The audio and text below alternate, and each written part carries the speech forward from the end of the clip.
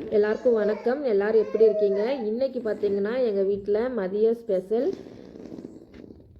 பீர்க்கங்காய் குழம்பு, வெண்டைக்காய் பொரியல், பாவக்காய் பொரியல், அப்புறம் பாவக்காய் வெல்லம் போட்ட கூட்டு. இதுதான் இன்றைக்கி ஸ்பெஷல். வாங்க எப்படி செய்யலான்னு பார்க்கலாம். வந்து நான் பீர்க்கங்காய் குழம்பு குக்கரில் தான் வைக்க போகிறேன். அதுக்கு நான் ரெடி பண்ணி குக்கரில் வச்சுட்டேன்னா அதுக்கப்புறம் மற்றதை அடுத்தடுத்து செஞ்சுக்கலாம். குக்கரில் எண்ணெய் ஊற்றிட்டு எண்ணெய் ஹீட்டானதுக்கப்புறம் கடுகு, சீரகம், வெங்காயம், தக்காளி, எனக்கு கருவேப்பிலை கிடைக்கிறது கஷ்டம், அதனால் கருவேப்பிலை போடல. தக்காளி போட்டு ஒரு வதக்கிக்கிடுவோம். வதங்கினதுக்கப்புறம் வெட்டி வச்சுருக்க பீர்க்கங்காவை நல்லா தண்ணி ஊற்றி கழுவி எடுத்து வச்சுக்கிடுவோம். ஒரு வதங்கட்டும். எண்ணெய் பார்த்தீங்கன்னா எவ்வளோ கட்டியாக இருக்குது பார்த்தீங்கன்னா, இருக்க குளிருக்கே எண்ணெய் இந்த மாதிரி கட்டி ஆயிரும். அப்பப்போ வெயிலில் வச்சு எடுத்துக்கிற வேண்டியது தான். அதனால தான் எண்ணெய் இப்போ கட்டியாக இருக்குது. எல்லாத்தையும் குக்கரில் சேர்த்து வைக்கிறதுனால பாதி வதங்கினா போதும். குக்கரில் 4 விசில் விட்டோம்னா எல்லாமே ஒன்று சேர்ந்து கரெக்டாக வெந்துடும். இப்போ வெட்டி வாஷ் பண்ணி வச்சுருக்கேன் பீர்க்கங்காவை இதில் சேர்த்துக்கிறேன். தேங்காய், சோம்பு இதை அரைச்சி ஊற்றினோம்னா கொஞ்சம் கிரேவியாக இருக்கும். தேங்காய் இல்லாதனால நான் தேங்காய் ஊற்றல, கொஞ்சம் தண்ணியாக வச்சுருக்கேன். தேங்காய்க்கு பதில் பார்த்திங்கன்னா அரை தக்காளியும் அரை வெங்காயத்தையும் மிக்சியில் போட்டு அரைச்சி ஊற்றலாம். அதுவுமே டேஸ்ட்டாகவும் இருக்கும், கிரேவியாகவும் மாறிடும். இப்போ பார்த்திங்கன்னா ரெடி ஆயிடுச்சு.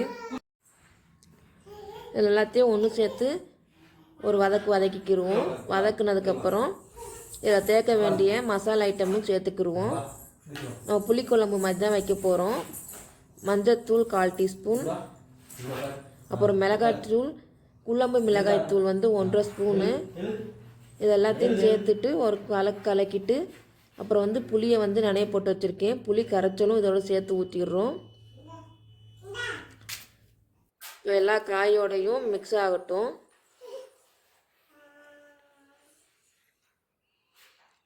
இப்போ நான் கல் உப்பு தான் போடுறேன். ஒரு சிலர் இறக்குனதுக்கப்புறம் போடுவாங்க. நான் இதை காயோடையே போட்டேன்னா காய் நல்லா குக் ஆயிரும்.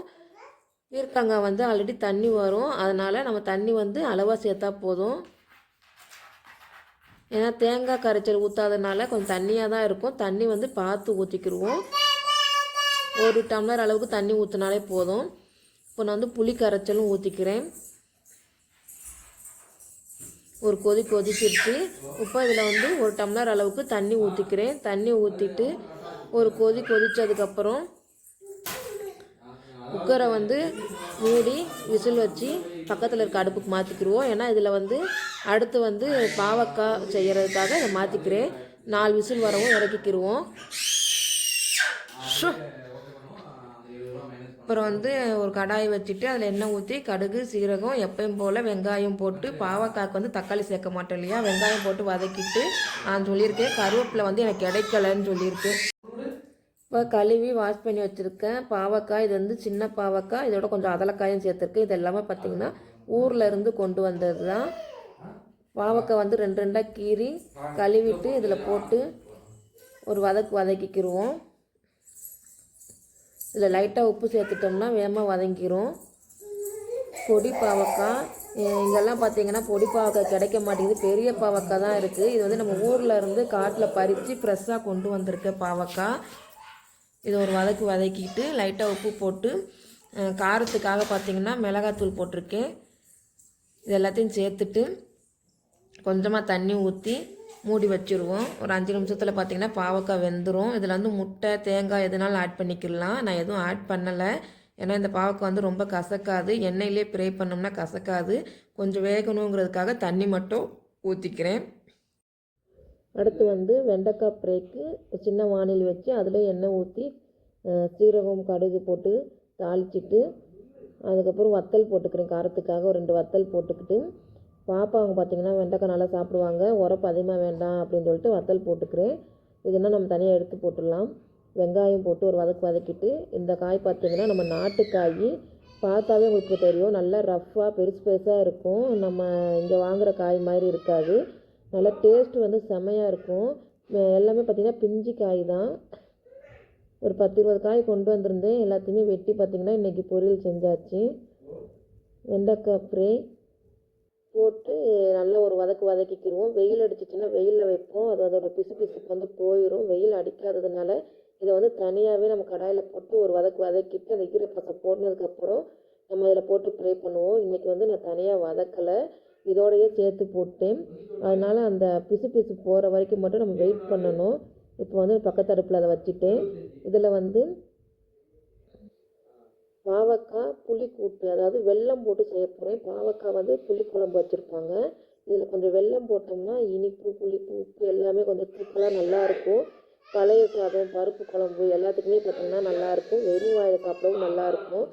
அது வந்து கொஞ்சம் பழுத்த பழமாக வந்து தனியாக எடுத்து வச்சுட்டு அதை மட்டும் புளி கூட்டு வைக்க போகிறேன். கிராமத்துலலாம் இது வந்து ஒரு சட்டி அளவு செஞ்சு வச்சுருவாங்க. எல்லா சாப்பாட்டுக்குமே சாப்பிட்லாம். வெறும் வாயில் சாப்பிடவும் நல்லாயிருக்கும். அதே மாதிரி நம்மளும் செய்யலாம்னு சொல்லிட்டு கொஞ்சம் பாவக்காய் எடுத்து செய்கிறேன். நம்ம எப்போயும் போல் புளிக்குழம்பு வைக்கிற மாதிரி வச்சுட்டு அடிஷ்னலாக இதில் வந்து வெல்லம் மட்டும் சேர்த்துக்கணும். கொஞ்சம் கிரேவியாக, தண்ணி இல்லாமல் கிரேவியாக வந்து வதக்கிடணும். அப்போ தான் நல்லாயிருக்கும். நம்ம அப்படியே எடுத்து சாப்பிட்றப்ப எல்லா டேஸ்ட்டோடையும் பிடிக்காதவங்க கூட நல்லா பிடிச்சி சாப்பிடுவாங்க. ஏன்னா இனிப்பு, புளிப்பு எல்லாமே இருக்கிறதுனால பிடிச்சி வந்து சாப்பிடுவாங்க. இப்போ வந்து பாவக்காய் நல்லா வதக்கிட்டு குழம்பு மிளகாய்த்தூள் வந்து ஒரு 2 ஸ்பூன் போட்டு ஒரு வதக்கிட்டு அதுக்கப்புறம் வந்து 1/4 டீஸ்பூன் அளவுக்கு வந்து மிளகாய்த்தூள், உப்பு, தண்ணி, புளி கரைச்சல், லாஸ்ட்டாக வந்து வெல்லத்தை கரைச்சி அந்த வெல்லத்தண்ணி போட்டுக்கிறோம். எல்லாமே ஊற்றி மிக்ஸ் பண்ணி நல்லா வந்து கொதிக்கட்டும். இப்போ இவ்வளோ தண்ணி ஊற்றிருக்கேன் இல்லையா, இது வந்து இறக்குறப்ப வந்து நல்லா கிரேவியாக மாறி இருக்கணும். ரெடி ஆயிடுச்சு. இப்போ வந்து சாதமும் வந்து வடித்தாச்சு, பாப்பா பாலும் காய்ச்சி வச்சாச்சு. நாங்கள் எல்லோரும் சாப்பிட போகிறோம். பாருங்கள், சுட சுட சோறு, பீர்க்கங்காய் குழம்பு, வெண்டைக்காய் பாவக்காய் பொரியல், பாவக்காய் புளிக்கூட்டு, இதெல்லாமே ரெடி ஆகிடுச்சு. நாங்கள் சாப்பிட போகிறோம். இதே மாதிரி நீங்கள் செஞ்சு பாருங்கள், செம்ம டேஸ்ட்டாக இருக்கும்.